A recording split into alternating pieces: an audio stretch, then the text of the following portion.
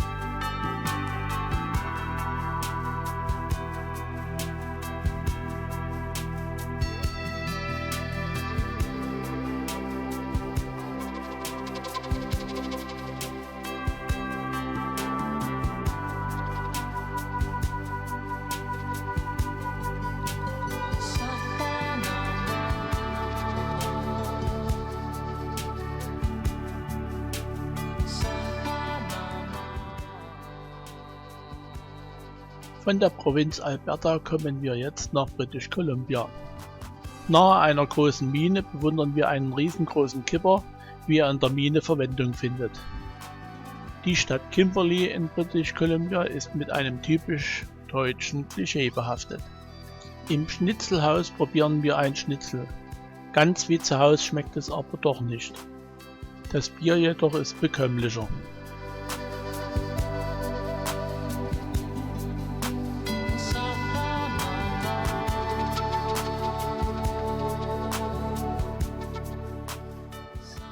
Nach Kimberley genießen wir an einer heißen Quelle ein lang ersehntes Bad.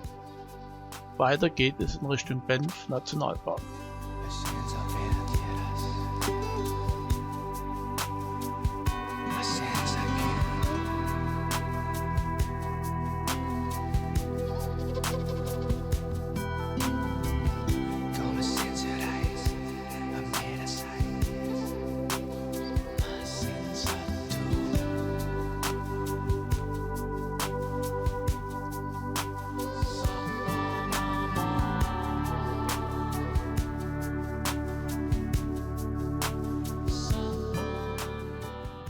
In Banff angekommen, fahren wir mit der Seilbahn auf den Schwefelberg und lassen den Blick über das Tal und die Berge schweifen. Von jetzt ab genießen wir die Rocky Mountains pur.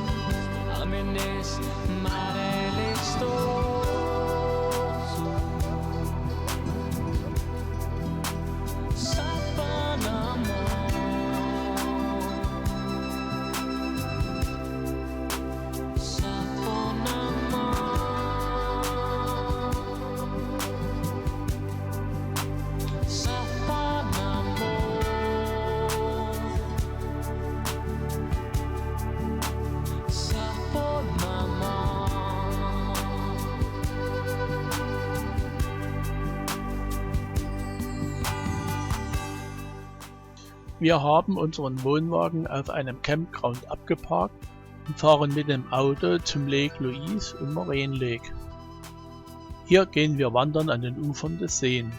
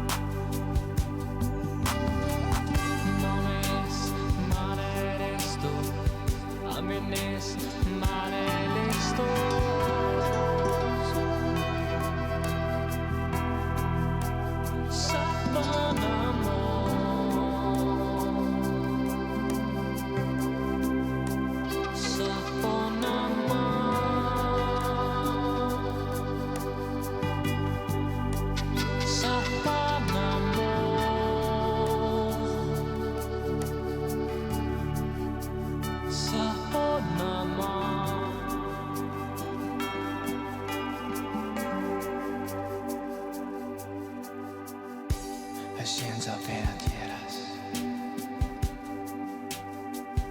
a sense of you.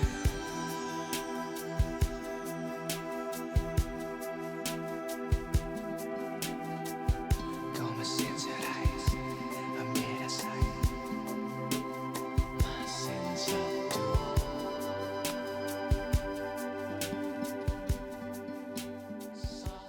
Am nächsten Tag verlassen wir das Tal westwärts und fahren Richtung Vancouver. Wir haben Ersatzteile für unseren Wohnwagen bestellt, sodass wir einen festgelegten Termin einhalten müssen. Deshalb werden wir hierher zurückkommen und unsere Fahrt durch den Banff- und Jasper-Nationalpark fortsetzen.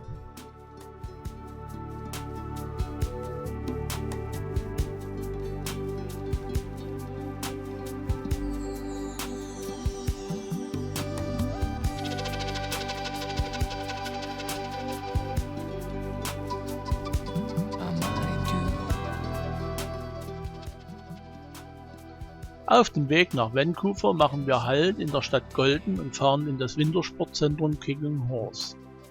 Hier nutzen wir einen kostenfreien Stellplatz.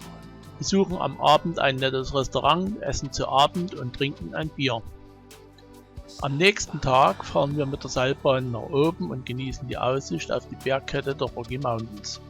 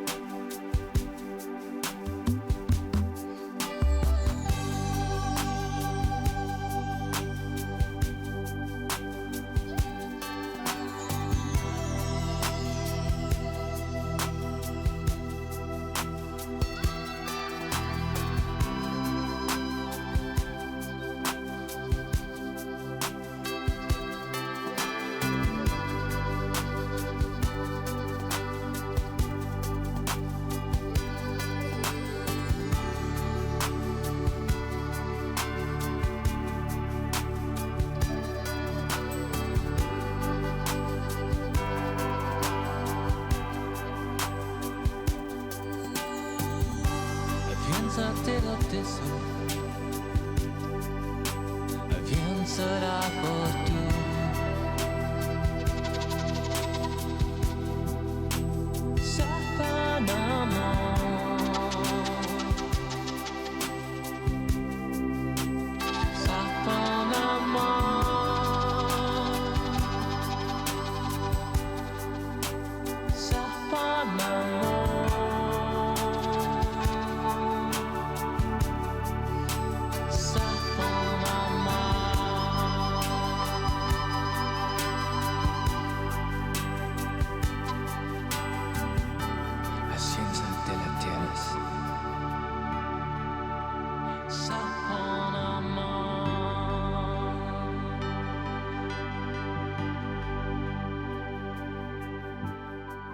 Hier am Hells Gate bricht der Fraser River seine Bahnen durch die Berge. Im westlichen Teil der Rockies sind die Tallagen viel tiefer als auf der Ostseite. Auf der Ostseite ist zwischen der Ebene auf 2000 Meter und den Berggipfeln von 4000 Metern nur 2000 Meter Unterschied. Auf der Westseite, wo die Tallagen häufig nur bei 500 bis 700 Meter sind, ist der Unterschied bis zu den Gipfeln etwa 3000 Meter und das macht die Ansicht so imposant. Eisenbahntrassen waren in diesen Tälern nur mit sehr hohem technischen Aufwand zu realisieren und sind mächtig beeindruckend. Deshalb zieht es Eisenbahnfreunde aus der ganzen Welt an, eine Tour durch die Rockies mit der Eisenbahn erleben zu wollen. Ein Highlight ist die Vorbeifahrt an Hell's Gate. Wir haben Kanada vom Osten nach dem Westen durchquert und sind in Vancouver angekommen. Auf dem Campingplatz unter der Lions Gate Bridge angekommen, machen wir die Fahrräder fahrbereit und wollen auf dem Fahrrad Vancouver entdecken.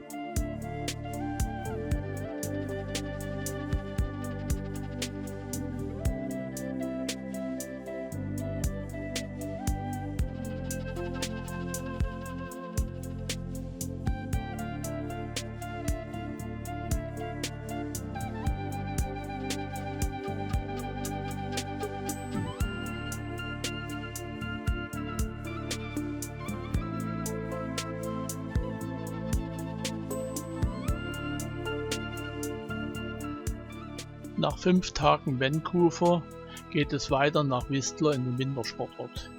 Hier fanden die alpinen Skiwettbewerbe der Olympischen Winterspiele von 2010 statt.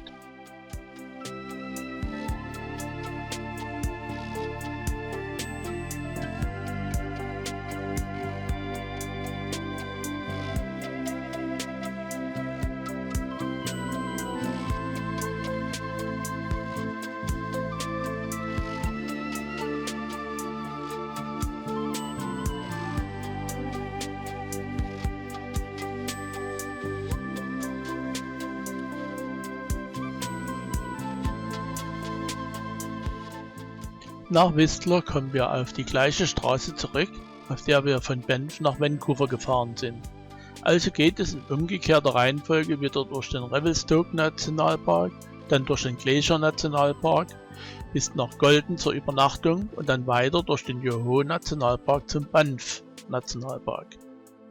Im Banff Nationalpark werden wir nach Norden abbiegen und fahren dann auf den Icefield Parkway Richtung Jasper.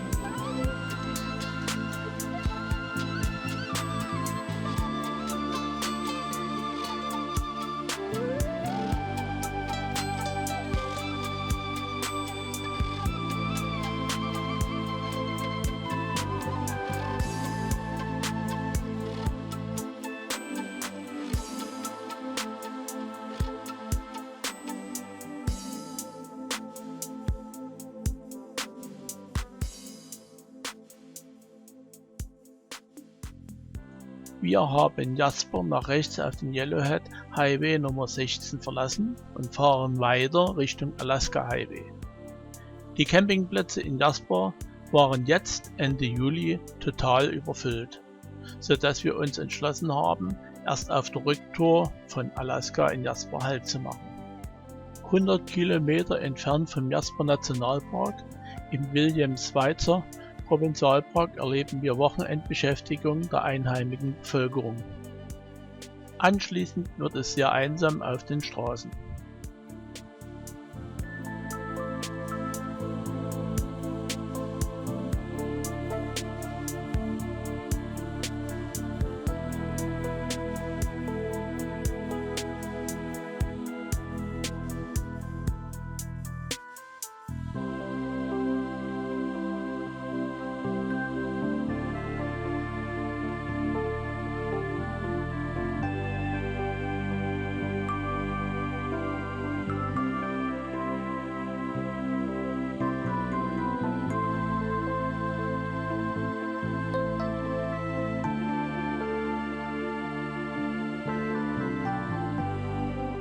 Von Jasper aus haben wir bereits 550 Kilometer zurückgelegt. Hier in Dawson Creek stehen wir am Anfang des 1422 Meilen bzw. 2288 Kilometer langen Alaska Highways. Wir kommen in Kontakt mit einem Ehepaar aus Deutschland, die sich einen Pickup mit Trailer gemietet haben. Für 3 Monate haben sie umgerechnet 16.000 € bezahlt. Auf 100 Kilometer benötigt ihr Auto etwas das Dreifache an Spritkosten wie das unsrige. Bei einem Literpreis knapp unter 1 € merkt man es, ob man wie sie 30 Liter auf 100 Kilometer oder wie wir 12 Liter auf 100 Kilometer verbrauchen. Insgesamt sind wir preiswerter unterwegs. Der Transport nach Amerika und zurück wird uns etwa 10.000 € und die Fahrzeugversicherung nochmals 2.500 € kosten.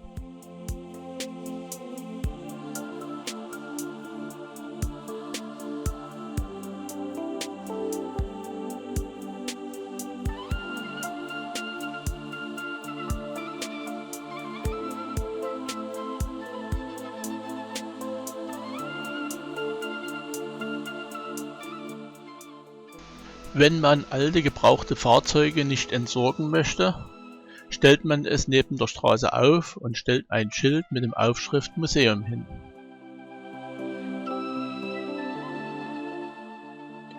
Immer öfter entdecken wir rechts und links des Weges ungenutzte Gebäude und Tankstellen, die vor sich hingammeln.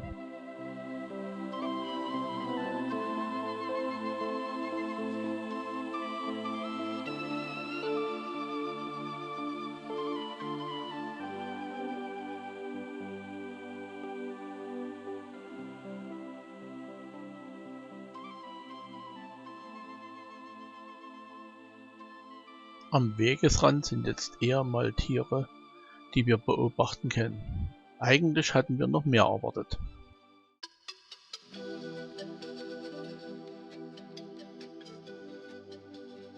Wir nutzen jetzt des Öfteren Standplatzhinweise von Vorgängern, die hier auf dem Alaska Highway unterwegs waren. Das spart bei der Reisekasse und wir sind ganz allein.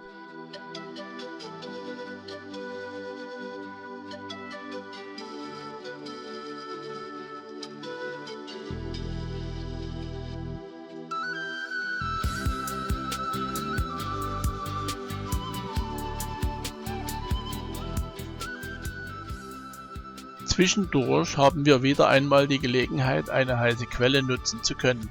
Sie ist wirklich heiß. Wir können uns der Wasseraustrittsstelle nicht zu sehr nähern. 60 Grad sind nicht auszuhalten.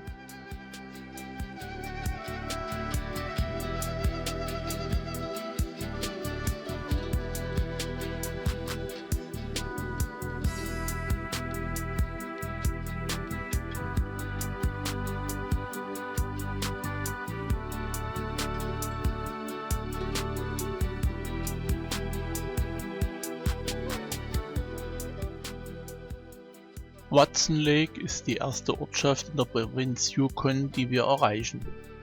Seit dem Start auf dem Alaska Highway haben wir inzwischen 1000 Kilometer zurückgelegt. Im Visitor Center holen wir uns Informationsmaterial zu unserer Weiterreise in Yukon.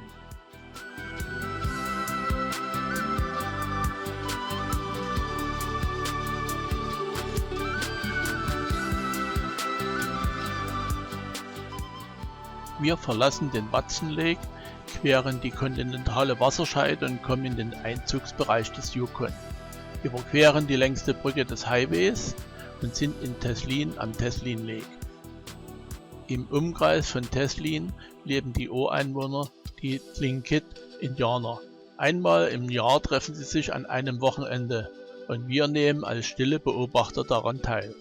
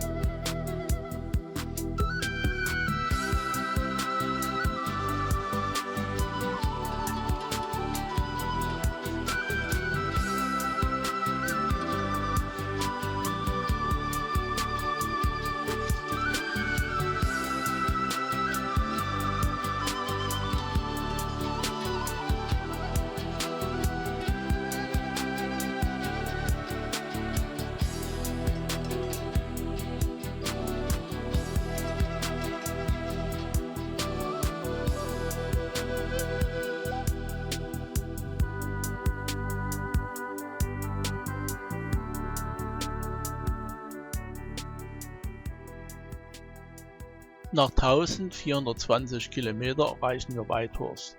Hier nutzen wir unsere Nationalparkkarte für Kanada und besichtigen den Dampfer Klondike, der den Yukon befuhr, besuchen weitere Museen und decken uns mit Vorräten für die Weiterfahrt ein.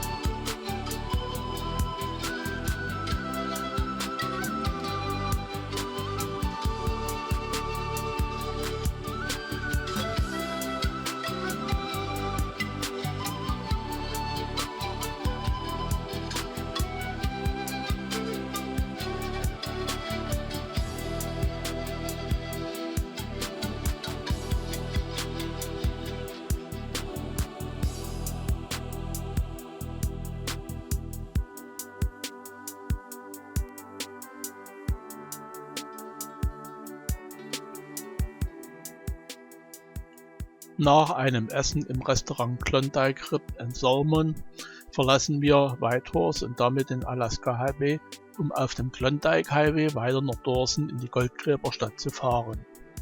Kurz hinter Whitehorse ist wieder eine warme Quelle mit Campingplatz, betrieben von deutschen Auswanderern, die wir nutzen.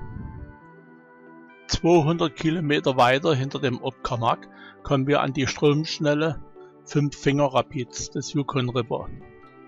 Diese Stromschnelle war bei den Bootsführern gefürchtet wegen der Unberechenbarkeit bei Hochwasser.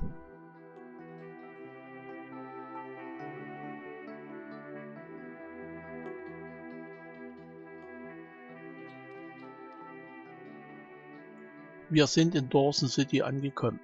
In der Goldgräberstadt machen wir einen Rundgang. Wir besichtigen das Dampfschiff Keno, besuchen das Dawson City Museum, schauen in die Hütte von Jack London und betrachten die Holzhäuser, von denen einige sehr baufällig sind.